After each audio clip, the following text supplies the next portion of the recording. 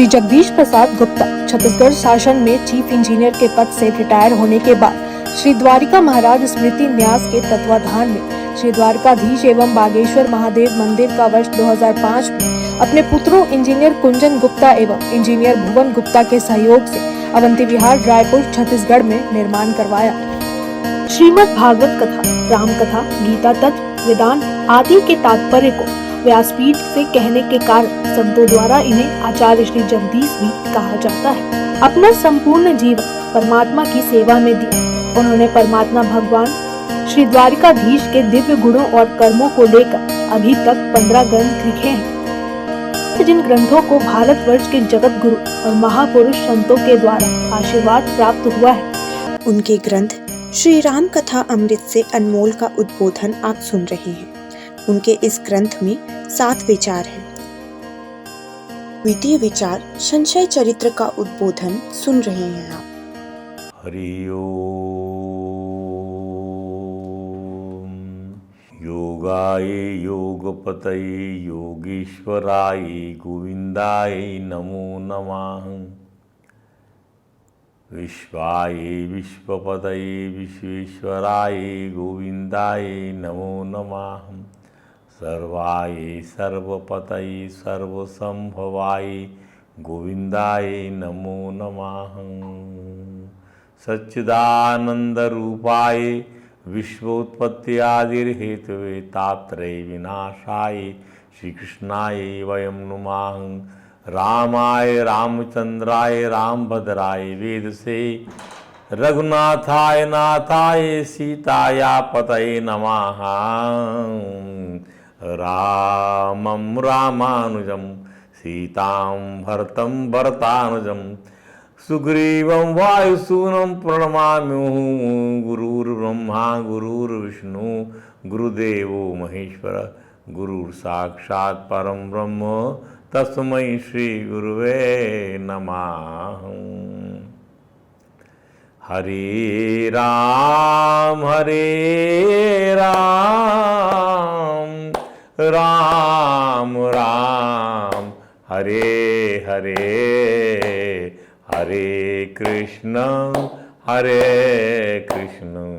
कृष्ण कृष्ण हरे हरे। हरे राम राम राम हरे हरे। हरे कृष्ण कृष्ण कृष्ण हरे हरे।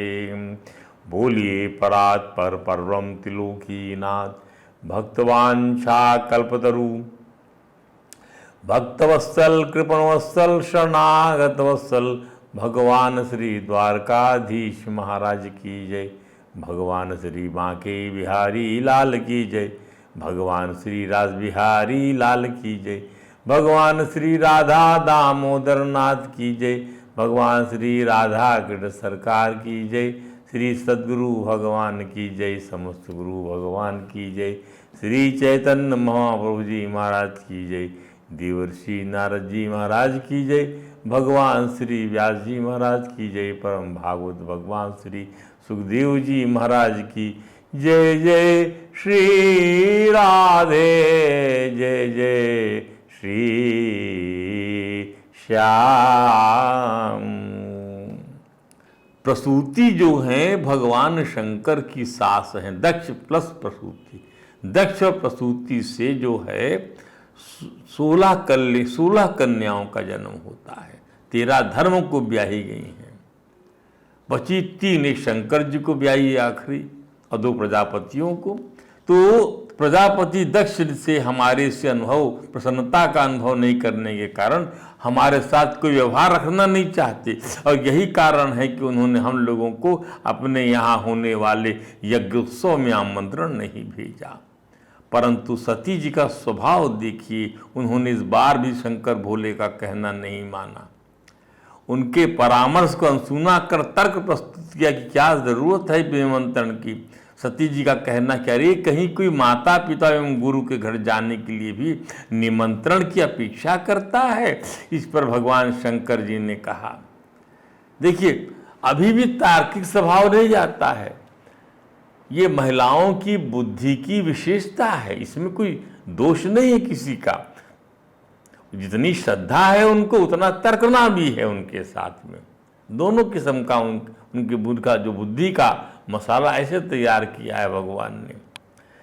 तो वो भगवान शंकर से जी ने क्या कहा, यद्यपि मित्र प्रभु पितु गुरु गेहा, जाइए बिनु बोले हूं न संदेहा। जाओ न बिना कोई बुलाए न तभी जाओ, कोई संदेह नहीं इसके अंदर में। कहाँ जाओ, प्रभु पितर के घर, ना बुलाए भले ही मित्र चले जाओ।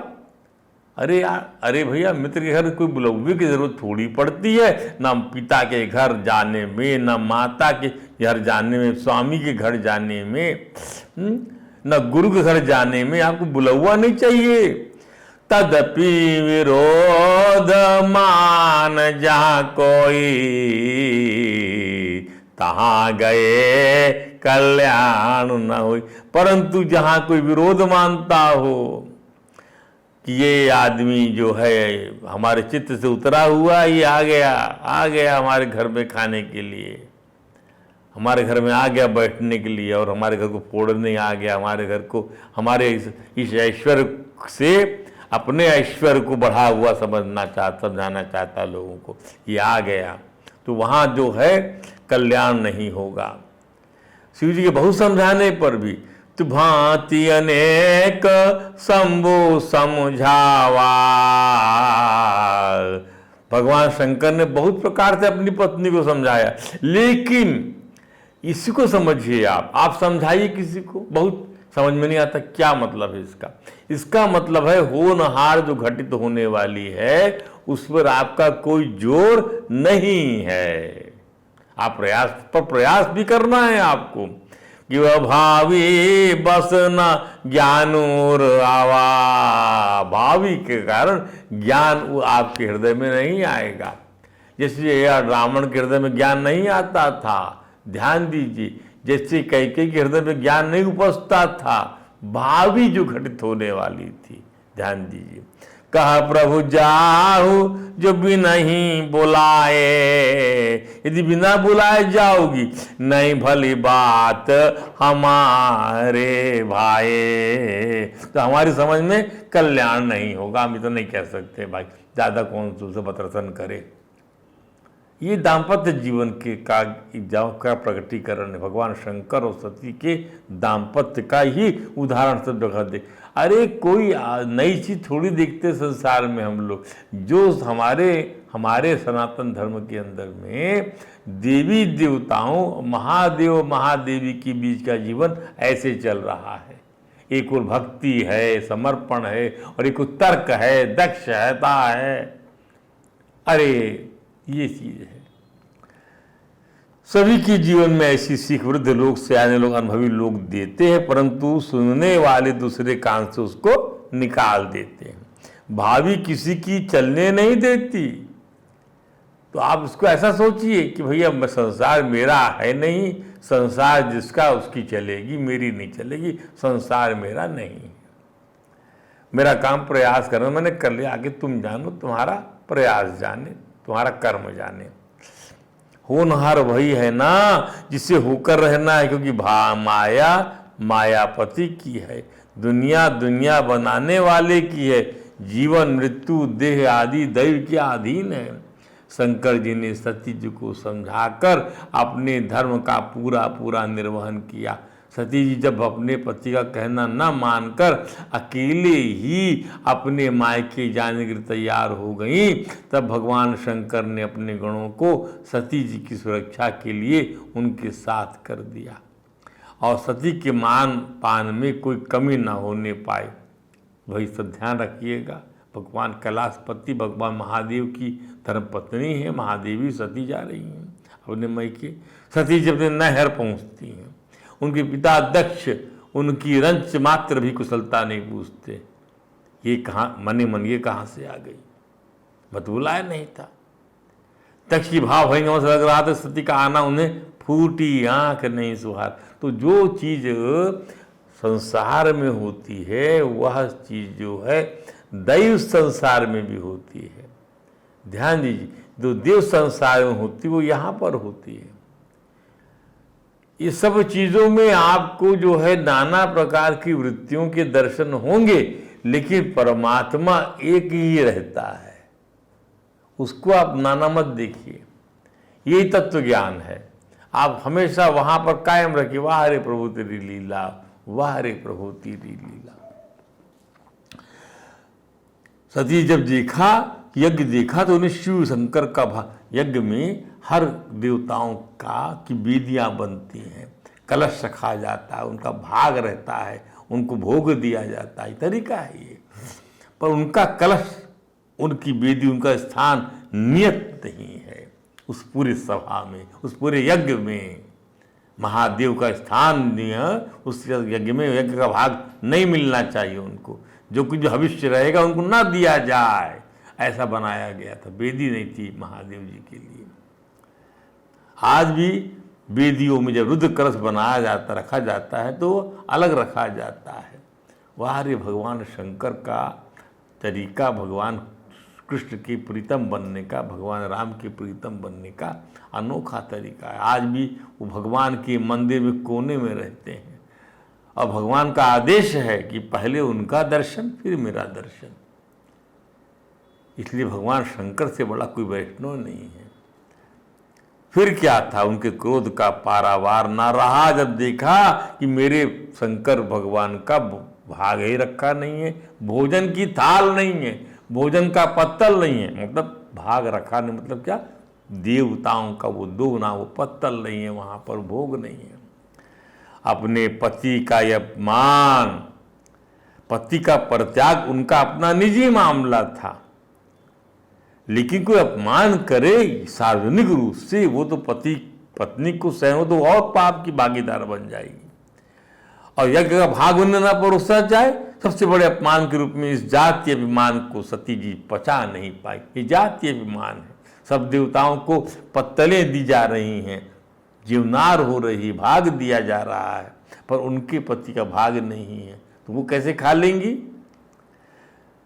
उनका गुस्सा फट पड़ा, किसी के समझाने पर भी कोई असर नहीं हुआ। सभासदों को संबोधित कर कहने लगे, क्या सबको एड्रेस कर रही हैं पूरी सभा में कि सुनहु सभासद सकल मुनिंदा। सब मुनि सुने, सब सभा में बैठे, सब विराजमान, सब लोग सुने। कही सुनी जिन शंकर निंदा, कही सुनी जिन शंकर निंदा, सो फल तुरत लहव सब काहू, भली भांति पछताब पिताहू। अरे जहां पर शिवजी और राघवेंद्र सरकार की निंदा सुनने, अरे इन चौपाइयों का सार यही है कि संत शिवजी और राघवेंद्र सरकार की निंदा सुनने पर यदि सामर्थ्य हो तो जीव, निंदा की जीव काट लेना चाहिए। सुनिए, तू संत शंभु श्रीपति अपवादा, सुनिए चाहता आसी मरी जात, काटिय तास जीव जो बसाई, समन मुंदीन तचलई। यदि आप जीव नहीं काट सकते, असमर्थ, तो आप कान में हाथ रख चले जाइए। संत का, शंकर जी का, भगवान श्रीपति राघवेंद्र का, कृष्ण भगवान का, इनका अपमान यदि आप जो है सुनते ना सुने, कानों में हाथ लगा ले, और इनके लिए जो बातें बोली जाए, ऐसी बोलने वाली जीवा को काट लिया जाए। यदि आप उसमें समर्थ नहीं तो कानों में हाथ लगा के उस सभा का त्याग कर दीजिए। ये कहा गया है, सब सुनिए ध्यान से इस बात को। कहीं सुनिश्चित शंकर निंदा, जिसे शंकर की जो निंदा कहता है, सुनता है, उसका फल तुरंत उसको मिलता है। और ये सब भली भांति सबको पछताना, बड़े पिता को पछताना पड़ जाएगा। सती जी ने तुरंत, और अब भी अनिष्ट के भागीदार बनते सब लोग, सती जी ने तुरंत अपने त्रिपुरारी पति परमेश्वर की निंदा करने के कारण, उनका यज्ञ भाग न परोसे जाने के कारण अपने मंदवती पिता से उपजे अपने शरीर को योगाग्नि में भस्म कर दिया। संशय शरीर को नष्ट होना था, वह भी अपने आप नहीं हुआ। ये जो है अज्ञान, अज्ञान का जो सही कारण शरीर अज्ञान है, उसको नष्ट होना चाहिए। ध्यान दीजिए, 3 शरीर सूक्ष्म, स्थूल, सूक्ष्म और कारण। कारण शरीर माने अज्ञान शरीर, उसे नष्ट करने के लिए श्री रघुराज से चिरौरी विनती करना पड़ा था। और राघवेंद्र की माया ने होनहार चरित्र की रचना कर दक्ष के यज्ञ में सती जी को दे 87,000 वर्ष के बाद। ध्यान दीजिए, जो घटनाक्रम घटित हुआ, उस घटनाक्रम में जहाँ परीक्षा लिया था सती जी ने सीता बनकर भगवान राघवेंद्र की, उस कथा के बाद में 87,000 वर्ष के बाद में कहीं जाकर भगवान की विनती भगवान ने स्वीकार के ये घटनाक्रम ये रचित किया उनकी योग माया ने, और ऐसे देह त्याग कराया गया। देह त्याग अवसर प्रदान कर दिया सती जी के लिए। गीता में ऐसे ही ठाकुर जी ने नहीं कह दिया कि संशय आत्मा विनश्यति श्रद्धावान लभते ज्ञानम, संशय आत्मा नष्ट हो जाता है और श्रद्धावान को ज्ञान मिलता है। सती जी का प्रथम विग्रह संशय का रहा, वह नष्ट हो गया। दूसरा का वो कारण शरीर नष्ट हो गया। दूसरा विग्रह श्रद्धा विग्रह है। अभी पार्वती के रूप में अटल पर्वत हिमालय के यहाँ जन्म लेकर श्री राम जी की भगवत्ता का ज्ञान प्राप्त करती हैं। संशय संस्कार का कतिपय अंश पार्वती जी के विग्रह में भी देखने मिल जाता है। पूर्व जन्म का संस्कार, उसका थोड़ा बहुत अंश धीरे धीरे जाता है वो, अर्थात पूर्व जन्म के संस्कार धीरे धीरे समाप्त होते हैं। सत्संग की सतत प्रक्रिया से यह संभव हो जाता है। शंकर जी स्वयं पार्वती कहते हैं, क्या पति वही हैं? पार्वती अब से फिर विवाह हो प्रसंग आप सब लोग जानते हैं कि राम कृपा ते पार्वती सपने हूँ तो मन माही, शोक मोह संदेह भ्रमा मम विचार कुछ नाई। श्री राम जी कृपा से पार्वती जी के मन में लेश मात्र भी मोह नहीं है, संदेह नहीं है, भ्रम नहीं है। श्री शंकर जी पार्वती जी कहते हैं, तदप्य शंका कीनऊ सोई, कहत सुनत सब करहित होई। जिन हरि कथा सुने नहीं काना, श्रवण रंध्र अभिभवन समाना। श्रवण कर्ण जो है उसके सांप के बिल के समान है। ध्यान दीजिए, सर्व का बिल है कान, सुनाई नहीं, कान है ही नहीं तो सर्व बन गए आप। ध्यान दीजिए, सर्व के कान नहीं होता, इसलिए कान सर्व बन गए आप। यदि भगवान को सुनते हैं तो आप ऐसे कर्णधारी हैं, तो आप कर्णधारी नहीं हैं, आप जो है सर्व समान हैं। जहर भरा हुआ आपके अंदर में। जिन हरि कथा सुनी नहीं कान, जो हरि कथा को सुनते नहीं, ये अमृत है, हरि कथा नहीं है, ये अमृत है, हरि कथा अमृत है। ये पार्वती जी ने ऐसा क्या किया कि शंकर जी को कहना पड़ा कि पार्वती तुम्हें फिर वही शंका हो रही है जिस कारण तुम्हें पूर्व जन्म में हमारे त्याग का दंड प्राप्त हुआ था, हमने त्याग दिया था, फिर वही शंका कर रही हो। तब पार्वती जी ने लोक कल्याण के लिए अपनी शंका को भगवान श्री शंकर के सामने स्पष्ट करते फिर पूछा, क्या कि जौन पता न आता ब्रह्म के में। अब प्रश्न ऐसा हो गया, वहां प्रश्न से ही भाव समझ में आता है हृदय का। अब क्या है, जौन पता न आता ब्रह्म की, ये जी जो है ये राणका के, ये जो है राजा के पुत्र हैं तो परब्रह्म कैसे हो सकते हैं। शंका सती के विग्रह में थी क्या, कि श्री राम राजपुत्र हैं तो परब्रह्म कैसे हो सकते हैं? और यदि परब्रह्म है तो उनकी बुद्धि स्त्री के विरह में इतनी बावली कैसे हो सकती है?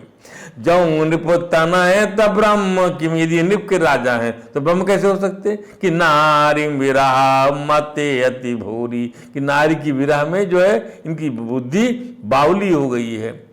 देखी चरित महिमा सुनत भ्रमति बुद्धि अति मोरी। पार्वती कहती है कि राम के ऐसे अनगढ़ित चरित्र से उनकी बुद्धि चकरा रही है, किंतु अब उनका भगवान की परीक्षा लेने का अंतःकरण, अब परीक्षा देने का अंतःकरण नहीं, अब श्रद्धा का अंतःकरण है। और अंतःकरण राम नाम की महिमा को हृदयंगम करने वाला है। शंकालु हृदय ग्रहण नहीं कर सकता विश्वास को।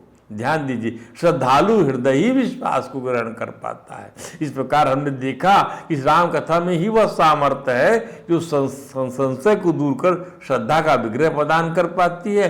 श्रद्धा विग्रह ही श्री राघवेंद्र के ज्ञान और उनकी भक्ति के लिए पहला सोपान है, जो कि साधन चतुष्टय में सम्मिलित मानक है। क्या? श्रद्धा। श्रद्धा जो है साधन चतुष्टय में सम्मिलित मानक है। विवेक, वैराग्य, सम, दम, तप, तिरक्षा, उपरति, श्रद्धा, समाधान, मोक्ष आदि श्री राघवेंद्र सरकार की अलौकिक लीलाओं समझ पाए। संशय चरित्र के भीतर ही एक मोह चरित्र है। ऐसी बुद्धि न प्राप्त होने से प्राणी को भगवत तत्व की अवतरण के प्रति संशय हो आता है। यानी राघवेंद्र सरकार की अलौकिक लीलाओं को समझ पाए, ऐसी बुद्धि न प्राप्त होने से कि आप समझ नहीं पाए प्राणी को भगवत तत्व के अवतरण के प्रति कि भगवान कहाँ के अवतार के बारे में शंका बनी रहेगी आपको। ये चीज छिपी हुई है, तब उसका कल्याण भगवान शंकर भी नहीं कर पाते। संशय रूपी बीज, इसीलिए इस संशय चरित्र को समझना बड़ा जरूरी है। आप संशय मत करिए, भगवान की दिव्य का जन्म कर्म के लेकर आप, इसलिए गीता में भगवान ने कहा जन्म कर्म च मे दिव्यम ये वेत्ति तत्वतः देहम त्यक्त्वा पुनर्जन्म न मामेति सोर्जुन। पुनर्जन्म उसका नहीं होता सकता। तो ये आपके अंदर में ये भाव होना चाहिए कि भगवान की जो लीलाएं हैं, भगवान का जो अवतार है नरसिंह अवतार, भगवान का जो है हैग्री अवतार, भगवान का कश्यप अवतार, भगवान का आदि जितने किस्म के अवतार भगवान के हैं, 22 अवतार 24 अवतार जो कहे जाते हैं, वो सब के सब जो है लोक कल्याण के लिए हैं। तो वो समझ में आपको नहीं आएगा यदि आप शंका करेंगे तो, तब उसका कल्याण भगवान शंकर भी नहीं कर सकते हैं। संशय रूपी बीज से ही मोह रूपी शाखाओं में भ्रम रूपी कोपलें फूटती। ये रहा संशय का बीज, हम डाल दें, क्या बन जाएगा इससे? इसी का ऐसा बिरवा लगेगा जिसकी शाखाओं में मोह ही मोह होगा, मोह ही मोह होगा, माने जड़ता ही जड़ता होगी, चेतना होगी नहीं, अज्ञान ही अज्ञान होगा। और भ्रम रूपी कोपलें फूटती रहेंगी और रात दिन हरि भजन करने वाला ज्ञानी भी उस भ्रांति रूपी कोपलों में लगे हुए अभिमान रूपी फल का भोग प्राप्त कर अत्यधिक दुख हो पाता है। अब भ्रांति कोपलों में क्या लगेगा? अभिमान रूपी फल लगेगा। जहाँ भ्रांति लगी होगी वहाँ आपका फल क्या होगा? अभिमान। अरे कंफ्यूज्ड है, बायस्ड, इगोइस्टिक है, ऐसी बोलते हैं ना। इस तो अभिमान रूप फल का भोग प्राप्त करते दुख होता है वो व्यक्ति को। इस दुख का निवारण ही श्री हरि के अवतार का एक कारण, इस दुख का निवारण ही भगवान का अवतार कल्प भेद से अनंत है। भगवान का अवतार कल्प भेद से अनंत है। भगवान शंकर का स्पष्ट कहना है, क्या? बोले बिहसी महेश तबा ज्ञानी मूढ़ न कोई, जेहि जस रघुपति करही जब सो तस तेहि क्षण होई। बोले बिहसी महेश तब, अरे कोई न ज्ञानी है न कोई मूर्ख है, जिसे रघुनाथ जी जब जिसको जैसा करते हैं वह उसी क्षण हो जाता है। इस बारे में अनेक प्रसंग हम उद्धृत कर सकते हैं। श्री कैकेयी जी ने राघवेंद्र को वनवास दे दिया, श्री राम को भरत जी से अधिक विवाह करने वाली माता श्री राम को वन भेजकर सुखी नहीं दुख ही दुख भोगती है। जय रघुपति कर रही लंकनी जैसी मूढ़ा सिर हनुमान जी का एक मुक्का खाकर ज्ञानी बन जाती है। त्रिजटा जैसी मूढ़ राक्षसियाँ सीता जी की महिमा समझ जाती हैं। वहीं कथित उससे ज्ञानी रावण की बुद्धि मूढ़ बनी रहती है।